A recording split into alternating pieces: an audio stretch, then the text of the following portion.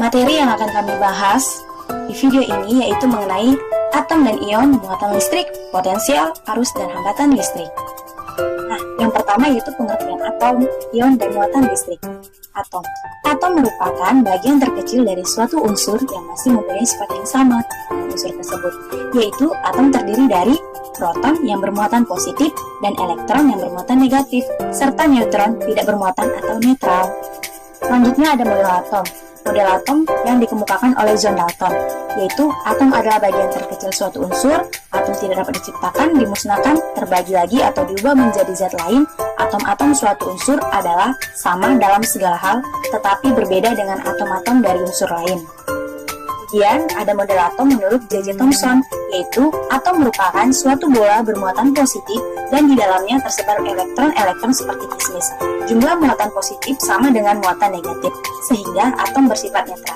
Model atom menurut Rutherford, atom terdiri dari inti atom yang sangat kecil dengan muatan positif yang masanya merupakan massa atom tersebut, dan elektron-elektron dalam atom bergerak mengelilingi inti tersebut. Terakhir ada model atom menurut Bohr. Model atom menurut Bohr yaitu elektron-elektron dalam mengelilingi inti berada pada tingkat-tingkat energi atau kulit tertentu tanpa menyerap atau memancarkan energi.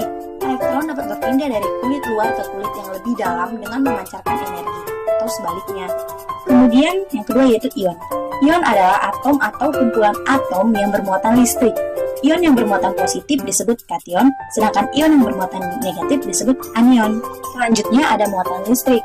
Muatan listrik adalah muatan dasar yang dimiliki suatu benda yang membuatnya mengalami gaya pada benda lain yang berdekatan dan juga memiliki muatan listrik. Muatan listrik total satu atom atau materi ini bisa positif jika atomnya kekurangan elektron, sementara atom yang kelebihan elektron akan bermuatan negatif. Dalam atom yang netral, jumlah proton akan sama dengan jumlah elektron yang mengelilingi atau membentuk muatan total yang netral atau tak bermuatan. Selanjutnya ada pengertian potensial listrik, arus, dan hambatan listrik. Potensial listrik. Potensial listrik adalah banyaknya muatan yang terdapat dalam suatu benda. Beda potensial listrik atau tegangan timbul karena dua benda memiliki potensial listrik berbeda, dihubungkan oleh suatu penghantar. Beda potensial ini berfungsi untuk mengalirkan muatan dari satu titik ke titik lainnya. Nah, selanjutnya ada arus listrik, atau dalam versi bahasa Inggris sering disebut electric current, dapat didefinisikan sebagai jumlah muatan listrik yang mengalir tiap satuan waktu. Biasanya, arus memiliki satuan A atau ampere. Dalam rumus terkadang ditulis L kecil. Arus listrik merupakan gerakan kelompok partikel bermuatan listrik dalam arah tertentu.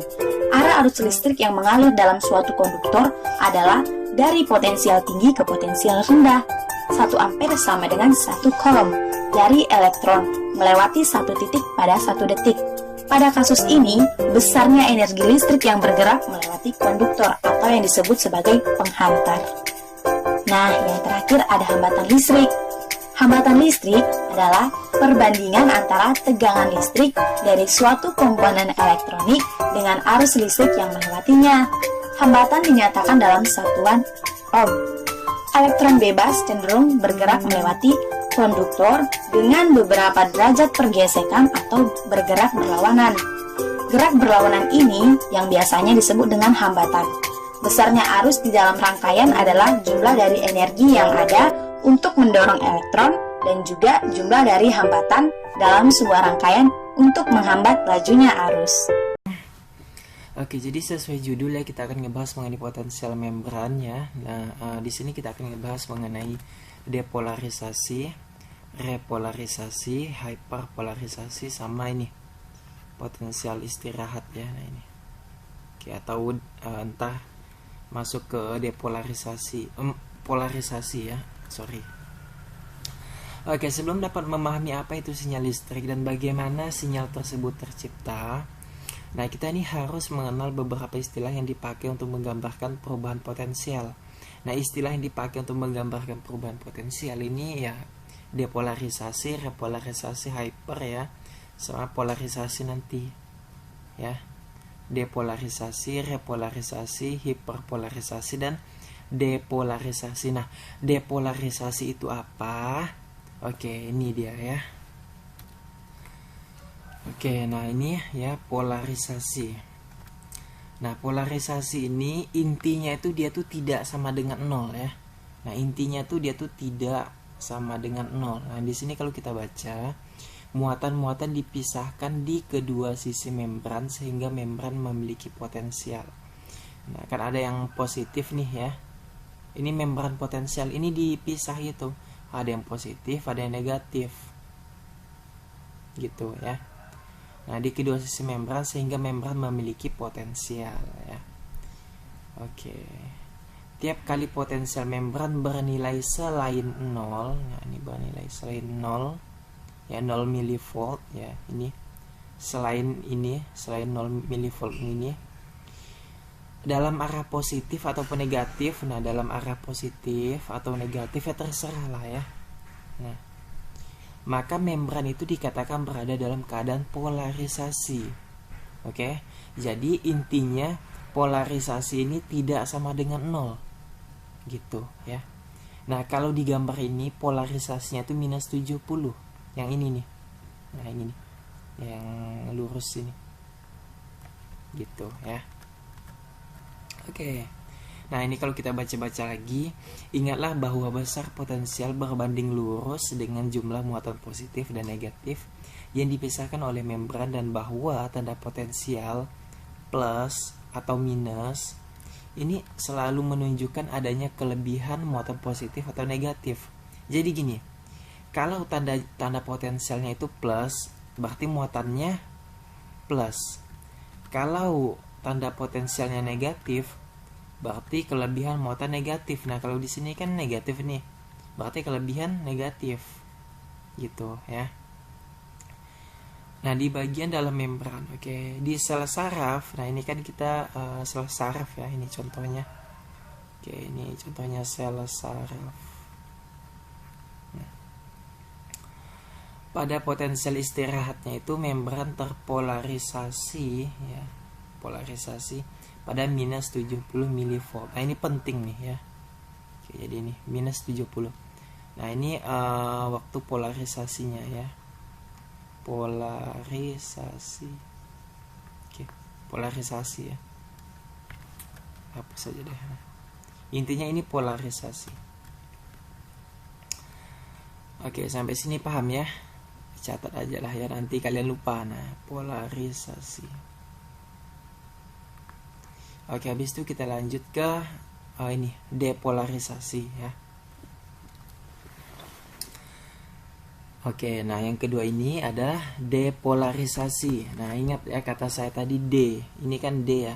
Ingetin aja down. Nah, maksudnya apa? Ini maksudnya tuh angkanya tuh turun gitu ya. Nah, ini turun. Ini kalau di saraf itu angkanya turun ya. Nah, maksudnya tuh angkanya turun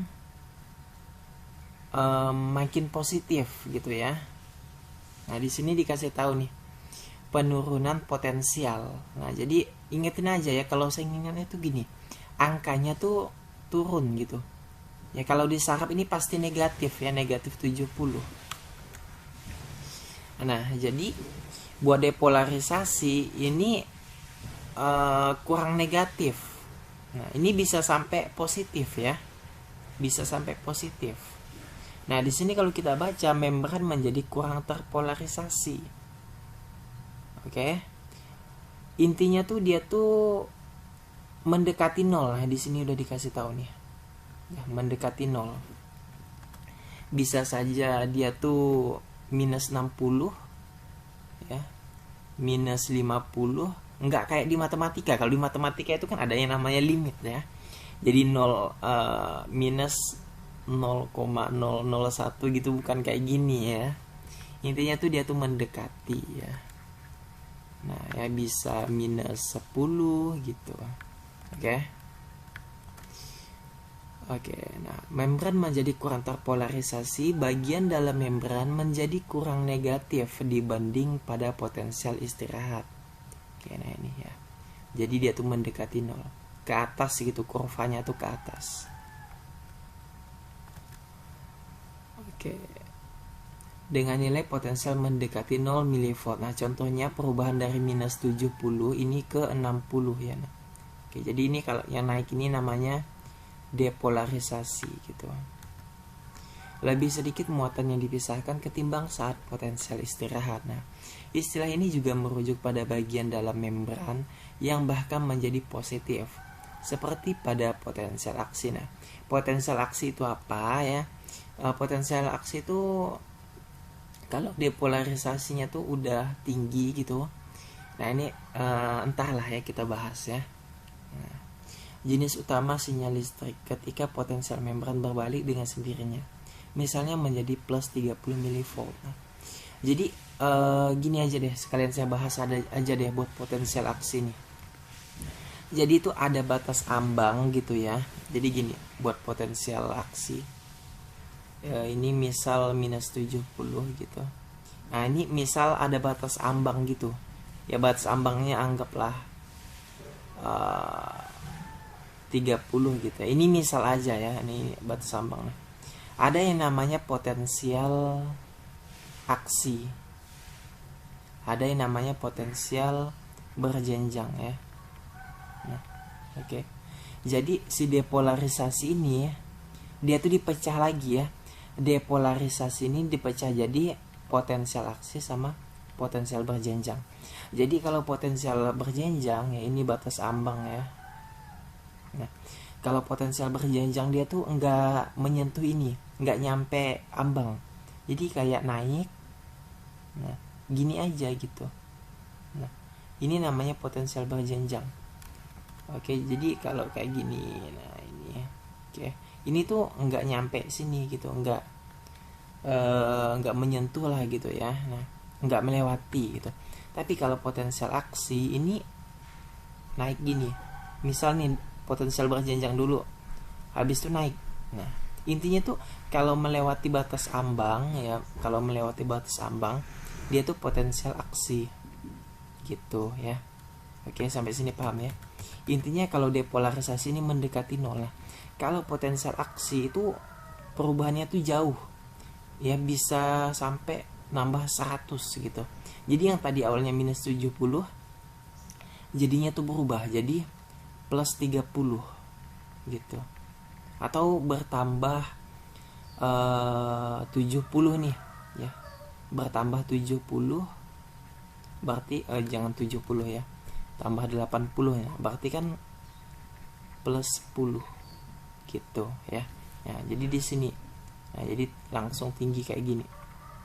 Nah, oke, sampai sini nih, sejajar dengan ini gitu ya. Oke, sampai sini paham ya. Nah, kalau potensial berjenjang ini bertambahnya sedikit, kayak bertambah 10 atau ya bertambah 20 gitu lah. Nah, jadi kalau ini tuh kayak ya di sini aja gitu. Nah, udah, kalau bertambah 10 kan jadi minus 60. Kalau bertambah 20 ya jadi minus 50 gitu. Oke, sampai sini paham ya.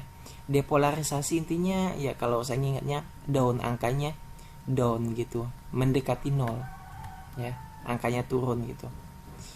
Oke. Dan depolarisasi, inti dari depolarisasi itu mendekati 0 ya, mendekati 0. Nah, udah, ini ya, ini intinya.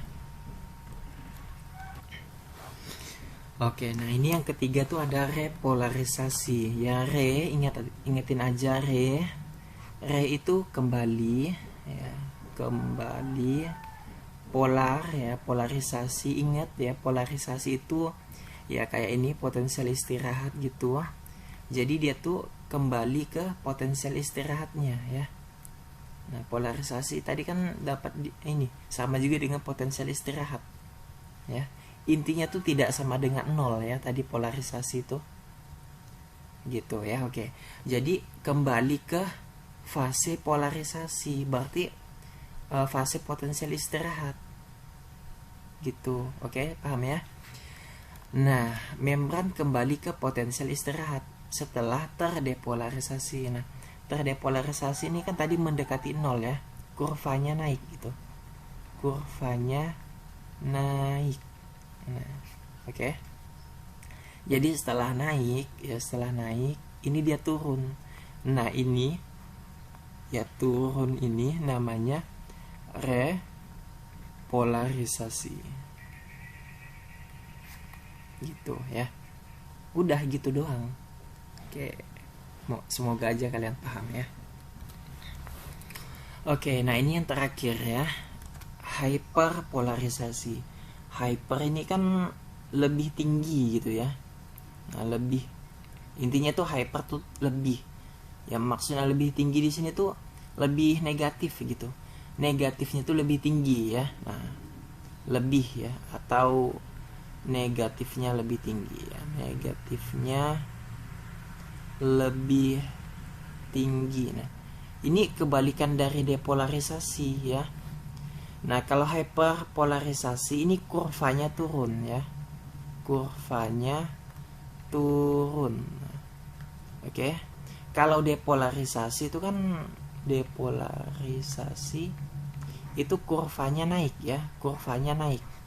Kalau ini hyperpolarisasi kurvanya turun. Oke, sampai sini paham ya?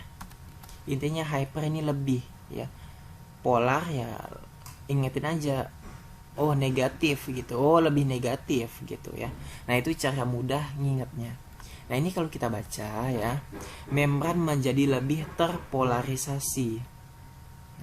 Bagian dalam membran menjadi lebih negatif. Oke. Lebih negatif berarti turun. Nah, ini turun. Oke. Kalau dia turun tapi cuman sampai di ini potensial istirahat, namanya repolar ya. Re berarti kembali ke waktu polarisasi, atau kembali ke waktu potensial istirahat. Tapi kalau melebihi ya, udah di sini nih, turun lagi ke sini. Nah, ini namanya hyper ya. Terlalu jauh gitu. Dia turunnya tuh terlalu jauh. Peningkatan potensial, nah membran lebih negatif gitu. Oke, paham ya? Nah, di sini kalau kita baca, membran menjadi lebih terpolarisasi, bagian dalam membran menjadi lebih negatif dibanding pada potensial istirahat dengan nilai potensial menjauhi 0 mV. Misalnya perubahan dari minus 70 menjadi minus 80.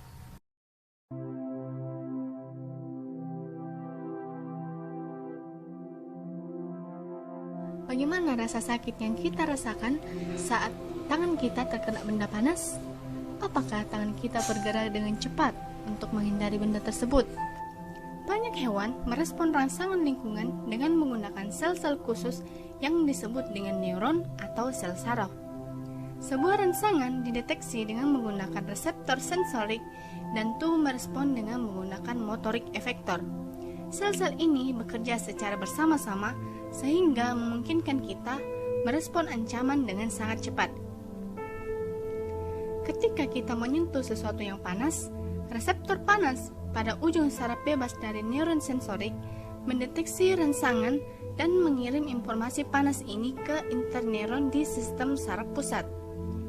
Neuron motorik kemudian mengirimkan respon dari sistem saraf pusat ke otot rangka di lengan kita sehingga menyebabkan otot berkontraksi dan kita pun segera menarik tangan.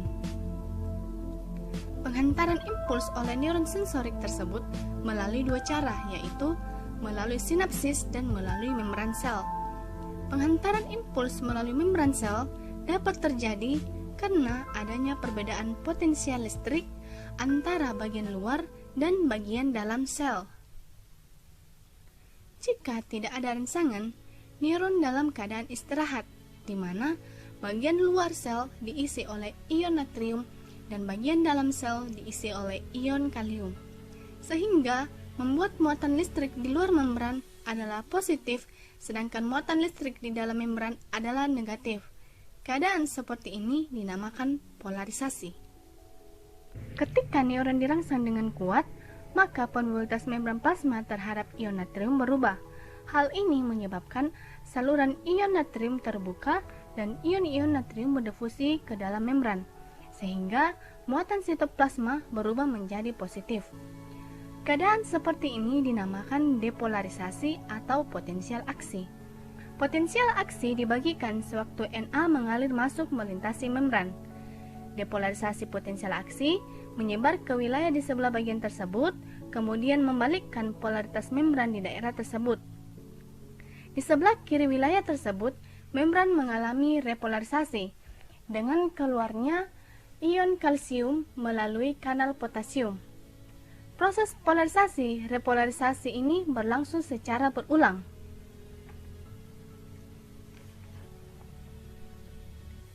Perbedaan muatan pada bagian yang mengalami polarisasi dan depolarisasi akan menimbulkan arus listrik. Dengan demikian, impuls saraf akan terhantar di sepanjang akson. Pada akson ada dua bagian, yaitu bagian yang terbungkus oleh selubung melin dan yang tidak terbungkus selubung melin. Pada bagian yang dibungkus oleh selubung melin, perambatan impuls berlangsung dengan proses polarisasi-depolarisasi yang merambat melalui membran. Jika kursor disentuhkan pada salah satu sisi, maka akan terjadi proses pertukaran ion positif ke dalam dan ion negatif keluar, lalu kembali lagi ke posisi semula dan disusul oleh ion di sebelahnya sampai ke ujung. Setelah impuls terhantar, bagian yang mengalami depolarisasi akan mengalami fase istirahat kembali dan tidak ada impuls yang lewat. Waktu pemulihan ini dinamakan fase refraktori. Fungsi utama selubung melin adalah untuk meningkatkan kecepatan impuls. Pada bagian tanpa selubung melin, impuls akan bergerak seperti gelombang. Nah, pada perambatan impuls melalui akson yang bermelin disebut perambatan saltatorik. Artinya, berlangsung lebih cepat sebab pada serat bermelin, impuls merambat dengan cara melompati bagian saraf yang diselubungi melin dengan kecepatan 120 meter per detik. Ketika potensial aksi sampai pada akson terminal, impuls listrik beralih ke sel lain melalui koneksi seluler yang disebut sinapsis.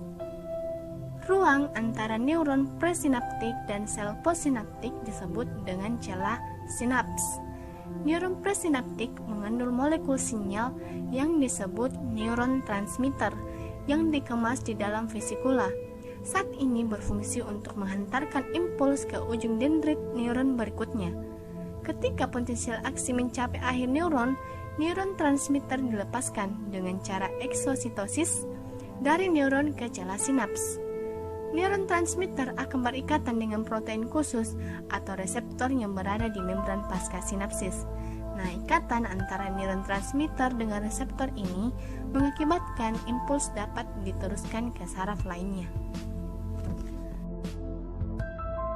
Perkembangan zaman semakin lama semakin berkembang, guys. Mulai mengupas segala sisi aspek manusia, dari yang umum hingga spesifik setelah dipelajari dan menjadi suatu hal yang ilmiah, sehingga dapat dijelaskan hingga mendorong terciptanya pengetahuan yang luar biasa, guys.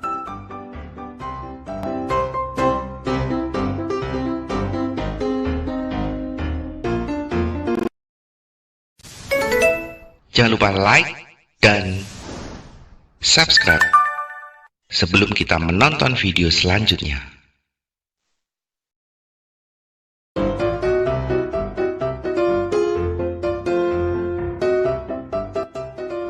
Tahukah kita, guys, bahwa banyak gerakan dan proses tubuh yang dikendalikan oleh listrik? Selain pemanggilan dan pemrosesan memori otak yang menggunakan listrik, kerja jantung pun menggunakan listrik, guys. Oleh sebab itu, pada saat pacu jantung, alat pacu jantung pun menggunakan listrik.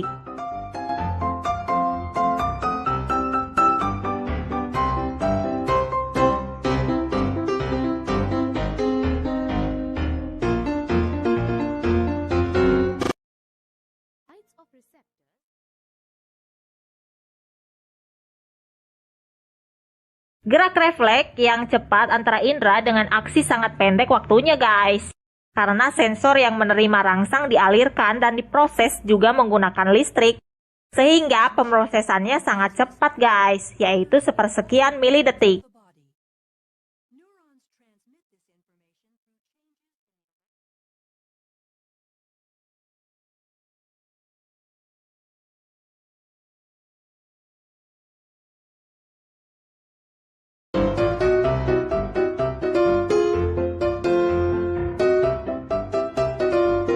Inilah salah satu hal yang menjawab kenapa keringat maupun air kencing itu asin guys.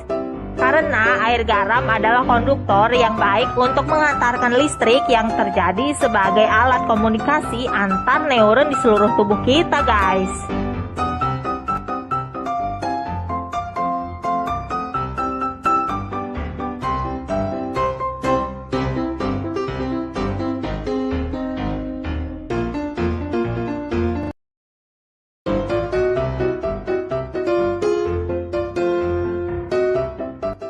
Dengan hal ini, maka alat-alat kesehatan yang baru juga menggunakan metode gelombang untuk menyembuhkan guys. Dimana dengan gelombang tersebut akan membuat kestabilan listrik pada area yang ditentukan.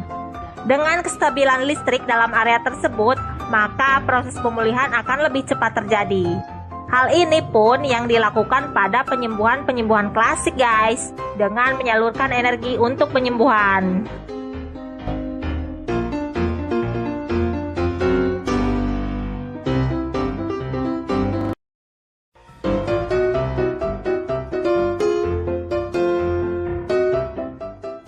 Dari gerakan listrik tersebut, kita juga membentuk gelombang di mana gelombang-gelombang tersebut juga digunakan dalam kemajuan teknologi nirkabel guys, seperti Bluetooth, Wi-Fi, dan radio.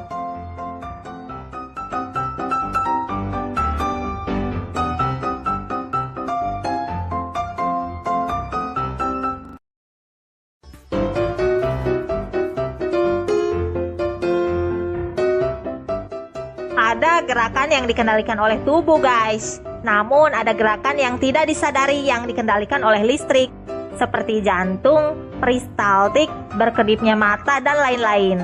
Adalah gerakan yang dihandle oleh listrik dalam tubuh.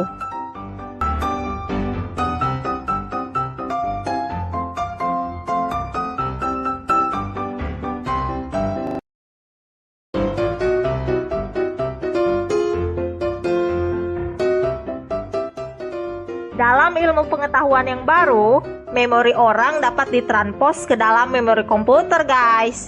Hal ini dilakukan oleh fisikawan yang terkenal yaitu Stephen Hawking. Namun belum dapat diterjemahkan guys. Hal ini akan terus berkembang dan dapat menerjemahkan hal tersebut. Karena proses memori penyimpanan pada otak sama seperti proses penyimpanan pada hard disk dengan bilangan biner.